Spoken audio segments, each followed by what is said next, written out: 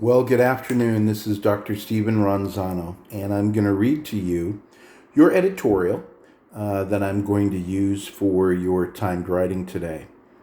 So it's 11 March 2020 is when I wrote it.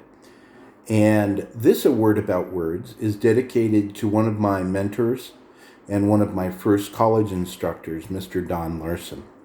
One of the best character qualities that I remember about Mr. Larsen was his passion.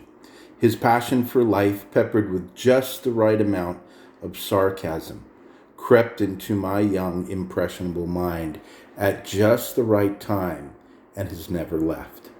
In fact, to this day, I still carry with me the wisdom and the humor that Mr. Larsen's passionate character instilled within me. He is one of the reasons I became a teacher. He made learning important for me. Mr. Larsen also made me think critically about what it was I was doing, and at the same time motivate me to want to do better in his social science class. One of the first lessons I learned from Mr. Larsen was that education is important. Take it seriously. On the first week of the semester, I was late to one class. As I walked in, I heard Mr. Larsen say, "Stephen, there are two kinds of people in this world. There are the living and the dead. Do you know which of these you are today, Stephen?" I was embarrassed. My peers snickered and laughed quietly as I shook my head slowly and silently as I scurried quickly into a seat. I have never forgotten that moment. At first, I was slightly miffed because Mr. Larsen had singled me out, but I learned a valuable lesson that day. My learning is important, and I can never regain the time. I lose when I'm not physically or mentally present during class. Today, for this A Word About Words, we focus on passion. In Learner's Dictionary, it gives a very clear definition for passion.